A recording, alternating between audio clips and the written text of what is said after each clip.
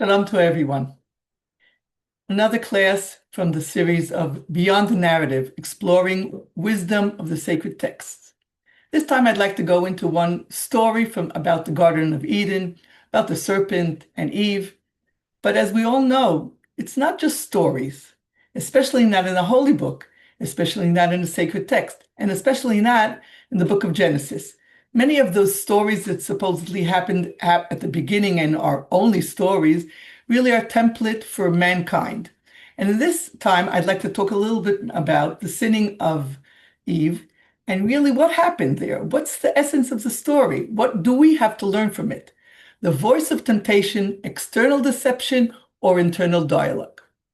Last time we learned about the creation of man, and we, as a unique person, a unique creation in the whole of the world, we are made from body and soul. And we talked also about the uniqueness of man, that he has the gift of choice, but he has to learn how to choose right. And the first test comes in the Garden of Eden.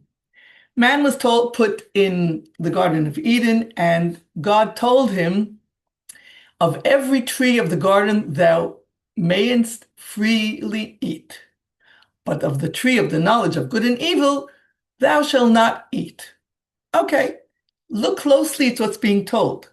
God is putting an emphasis on the positive of what you can eat. You could eat freely from all trees in the Garden of Eden.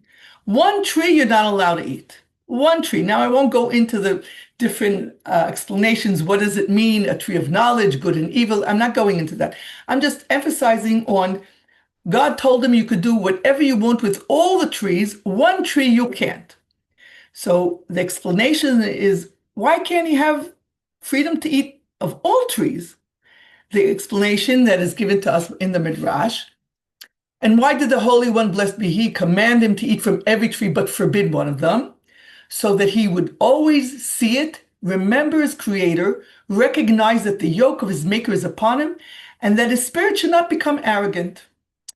By not eating one tree, you remember you're not the creator. There's somebody above you. And you should stop because he commanded not to eat. That's it. He's above you. So even though basically he could have had all the trees, no. One, you're not allowed. You should learn that there's somebody above you and he decides what you can do and what you can't. Now, the story goes on, and we have the creation of the woman. She's created so he won't be lonely, and they have a unifying relationship between them, very special marriage and so forth. And then the story goes on. We go into chapter 3, and we meet the serpent. Now, the serpent was more subtle than any beast of the field which the Lord God has made. I don't like this translation. The word subtle is not what's the word in Hebrew. The word Hebrew is armumi, is more, he's looking past how to be harmful and other explanations, but I won't go into that. And now he approaches the woman. What does he tell her? Hath God said, ye shall not eat of any tree of the garden? He doesn't come over to her and try to convince her to eat the fruit by asking, what are you doing or how are you doing? No. He automatically asks a question, and he negatively talks about everything. He says, you listen to God, you're not allowed anything. Now, automatically, the woman, instead of thinking about what's behind the question, she answers back. And the woman said unto the serpents, of the fruit of the trees of the garden we may eat. But of the fruit of the tree which is in the midst of the garden, God says, you shall not eat it, neither shall you touch it, lest you die. Now, that's not what God said. First of all, she is saying, of the fruit of the trees of the garden we may eat. That's not what he said. In a minute, I'll show you what he said. And then she emphasizes, there's one tree in the middle of the garden. I keep on seeing it. And it bothers me because it's in the middle. Nobody said the tree was in the middle, but she, in her mind, this is a tree I can't eat. So it's like, I see it from everywhere. And then she adds on, you cannot eat and you can't touch and you will die. Now, if we compare what is told to man and what the woman is saying to the serpent, that's not the same thing.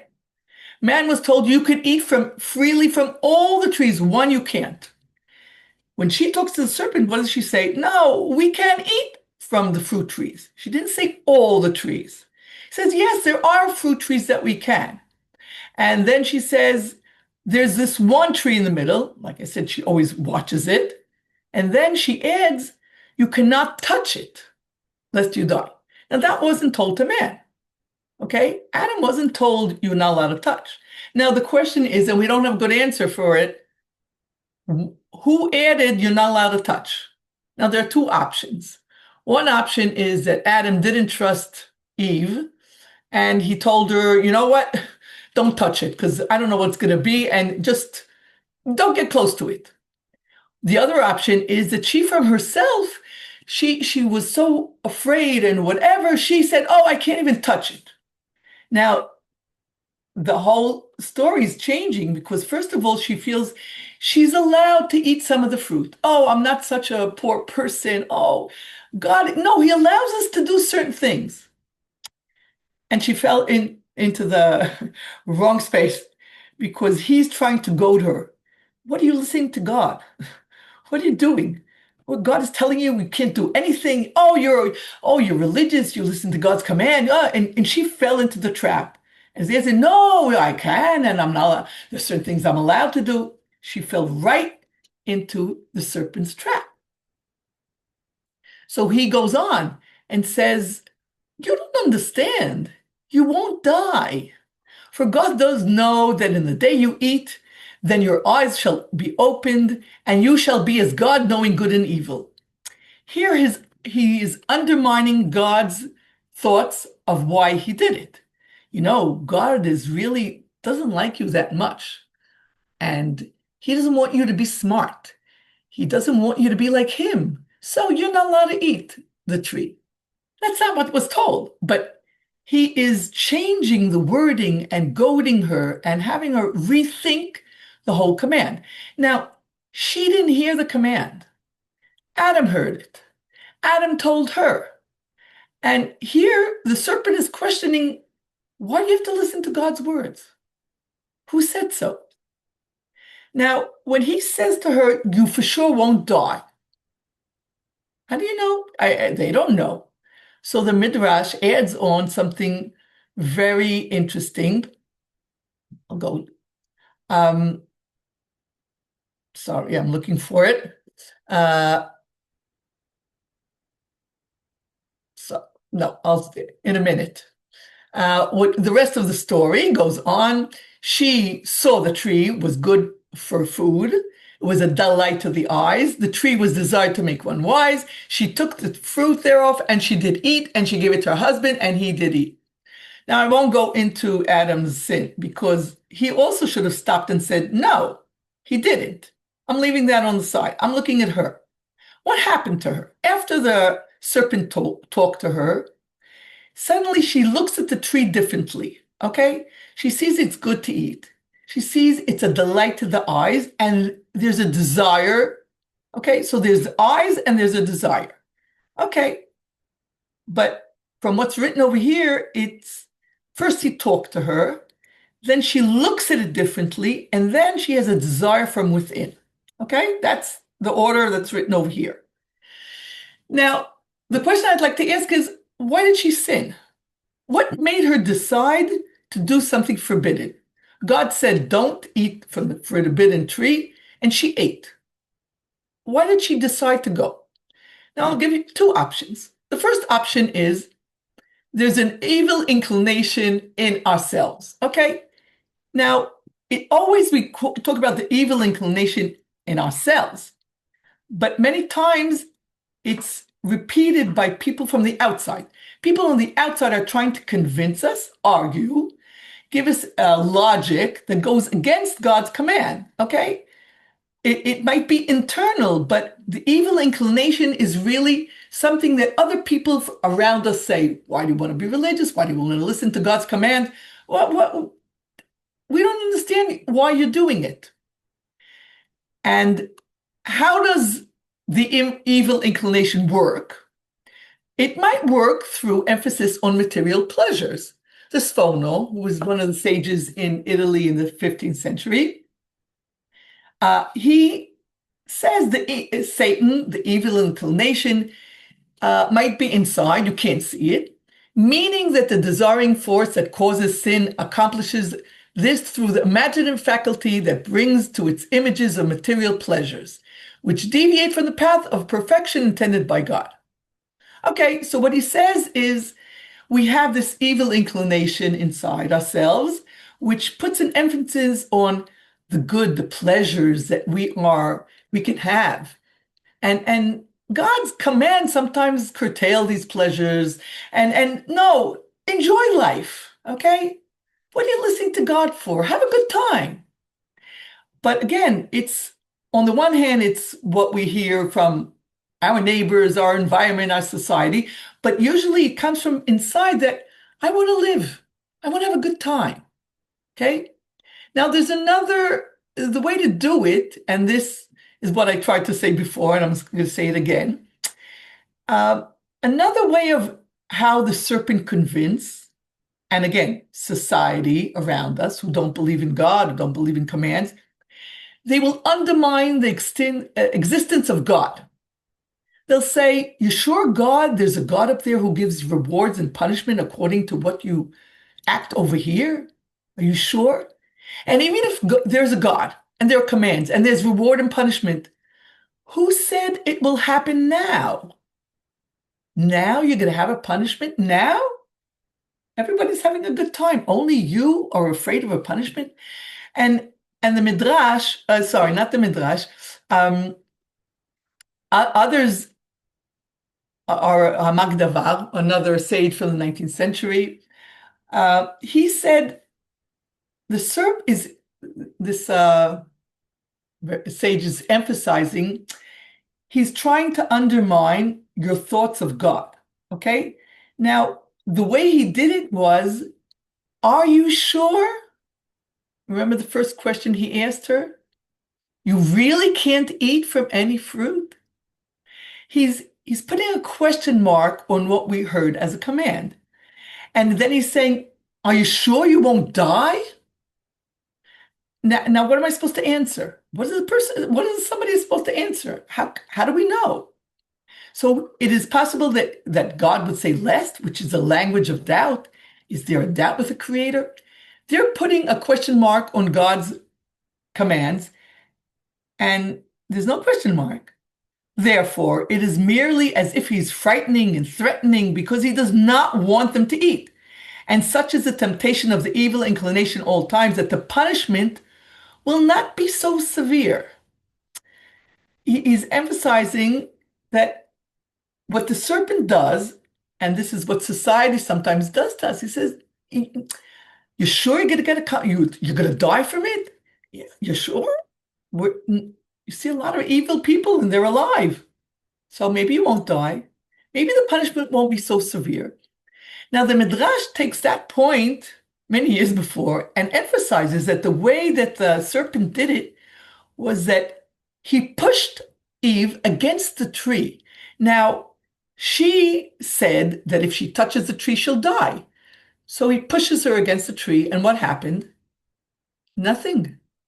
So the minute nothing happened, he comes to her and says, you see, you didn't die, so you could eat, because who said you'll die if you eat?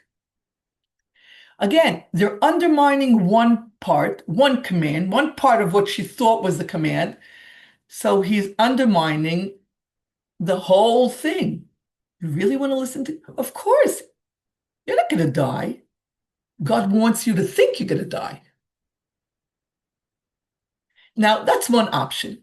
Society, books, philosophy, I don't know, people around us that challenge us from the outside and gives us all these real good reasons to doubt God's command. Another option is it has nothing to do with society. You have to remember when this story is happening in the Garden of Eden, there are exactly two people, Adam and Eve. Okay, nobody else around. Nobody else around. There's no society. There's no friends. There's nobody telling us to deviate. There are only two people, and they have God talking to them. Okay, so there's another option to look at this whole story and say it has nothing to do with society and out people and so forth. No, no, no, no, you don't understand. It's an internal challenge that begins within the person themselves, that leads to doubts, and then comes a decision to deviate from God's command. It has nothing to do with society. It's all in ourselves. We, me, and myself, my thoughts. And the decision to sin comes because I had this question mark about God's command. Uh, I'd like to compare two different situations when we have an animal speaking. In our story, okay, we have the serpent and he says to the woman, okay, but we have another animal, an ass, in the book of Numbers speaking, but there, if you read carefully, it's written, and the Lord opened the mouth of the ass. You don't have that with the serpent. It's not written here, God opened the mouth of the serpent, or the serpent was able to speak. You just have him saying to the woman. And on the other hand, the ass really could speak. So what really happened? Another commentator, very important one, Abarbanel, who lived in Spain in the 15th century, he notices the difference between these two aspects of how an animal can speak and how it's written in the Torah. And he says, well, the story is different. It did not speak at all, neither naturally or miraculously. The serpent did not say a word. Rather, what happened was that she saw the serpent climbing the tree of knowledge and eating from the fruits time after time, and neither died or was harmed in any way. And the woman thought about this and called within herself as if she was speaking with the serpent, and as if it, in climbing the tree and eating from its fruit, was saying to her, "You shall not surely die." And she, in her thoughts, replied to this. Abarbanel, in a wonderful psychological effort to explain Eve's sin, says, stop looking for other people who are goading you and society and your friends and I don't know what. It's all in your mind, in yourself. What happened to Eve was that she's looking at the serpent and she's starting to doubt God's command. She says, wait, the serpent is going up. And as she's discussing it with the serpent, she's not talking to him. She's discussing it in herself. There's no society, no outer pressures, only inside. For indeed it does not say the woman listened to the voice of the serpent, nor that she believed its words, but it did not speak to her because it did not speak to her at all. Rather, she saw within herself and in her thoughts all this. The story comes to inform us of the woman's transgression, and sin, that she made arguments from investigations about the divine command to deny it, and therefore she was cursed. Again, nobody spoke to her. It's all her voice from inside. She made arguments. She started to think, is God's command right? Why is he doing it? Why can't I have freedom? Why? Why? And then he adds on Abarbanel, this is a fitting lesson for philosophers who investigate through their reasoning the divine commandments and incline towards their investigations while abandoning God's Torah and commands, which is truly wickedness and a criminal sin. He says, God's command, maybe you could ask a question, but the minute you investigate and you have reasoning and you think you know better than God, then you're going to sin, for sure. And again, Abarbanel is emphasizing, stop looking for other people. They're not to blame. You are to blame. inside. Why are you questioning God's commands? I want to compare it to another a place in the Torah, in the book of Numbers, chapter 15, where again they're trying to figure out how to help us listen to God's command and not to sin.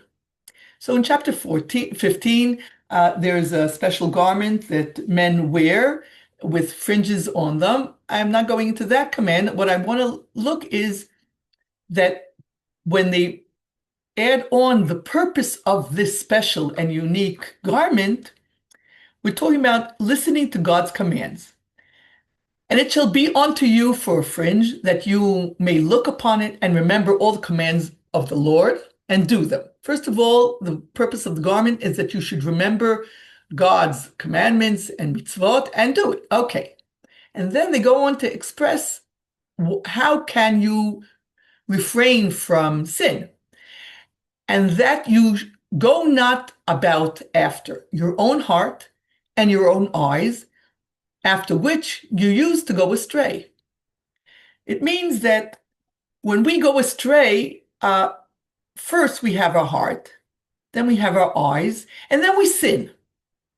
So here it's emphasized that it all starts out with what we see with our eyes, and goes out with our heart. Something in our heart goes wrong, and then something with our eyes goes wrong, and then you sin.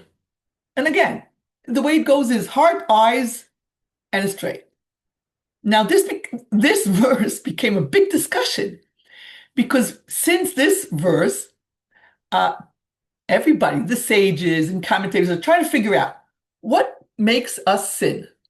And if we could figure out what goes wrong first and what goes wrong second, we could stop the whole road to sinning.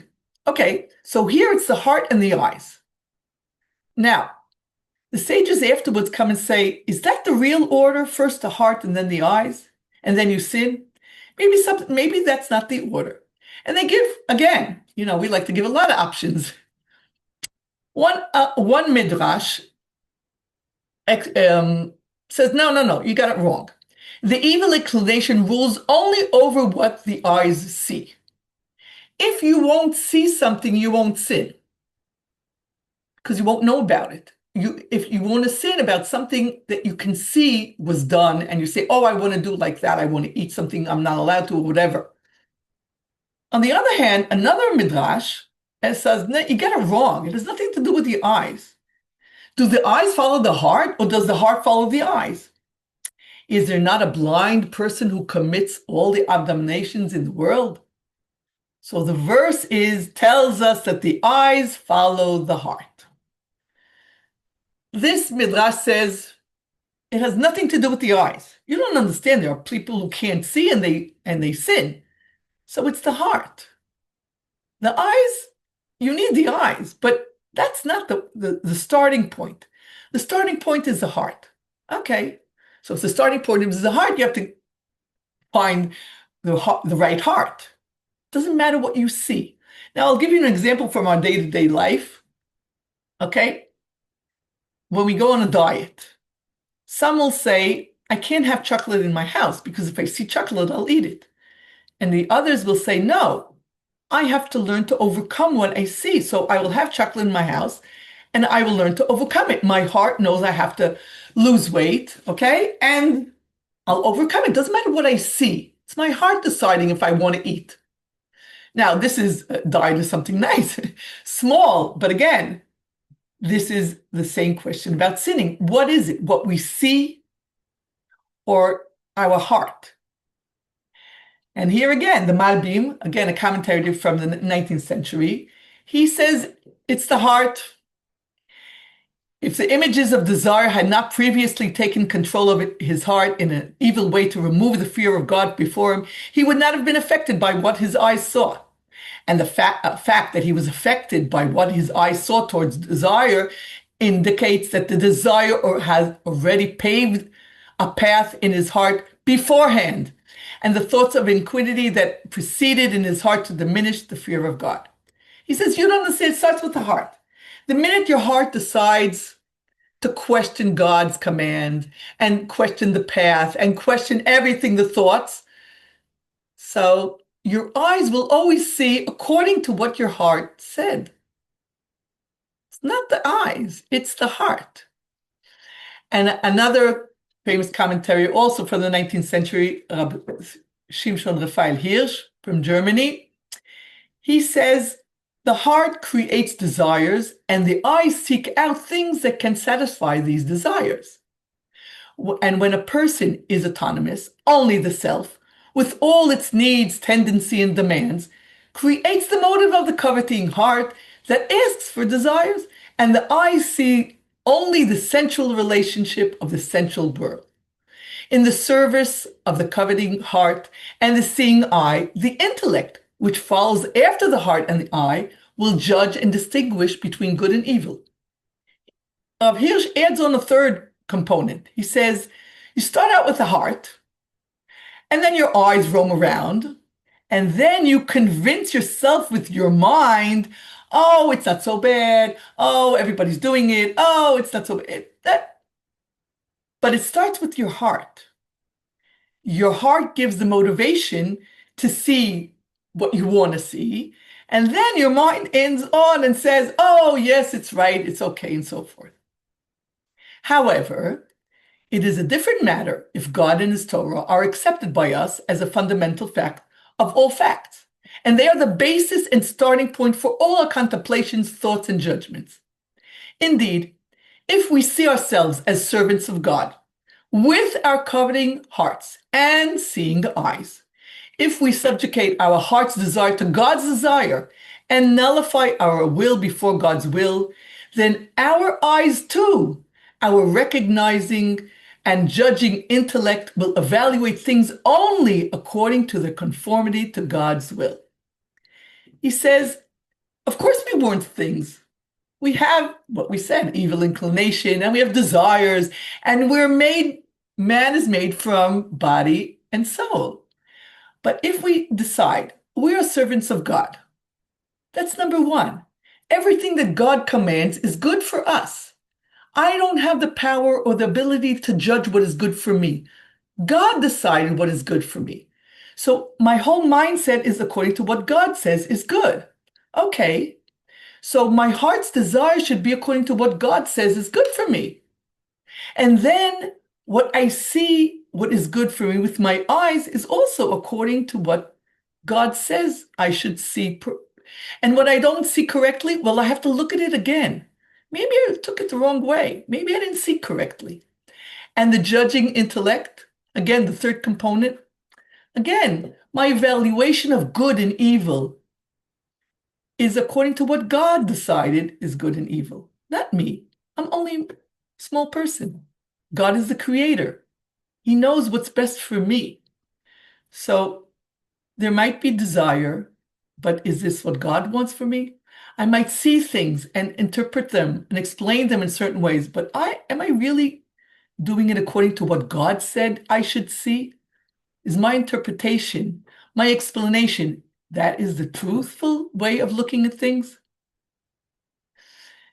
I'd like to end with Rashi's very interesting commentary. Rashi, one of the greatest sages of all time, who has a commentary on the whole Bible. The heart and the eyes are spies for the body. They act as agents for sin. The eye sees, the heart desires, and the body commits the transgression. Notice what Rashi does here. He takes both options. Is it first the eyes or the heart? We asked. And Rashi says, well, both. You have to take both into consideration. Sometimes the heart and the eyes are spies for the body. Okay? It's first the heart, and then the eyes, and they convince the body and then the leg. But then he gives another option. He says, wait, sometimes it's the eye sees, and then it convinces the heart, oh, you saw that? Well, don't you want it? And then the body will sin.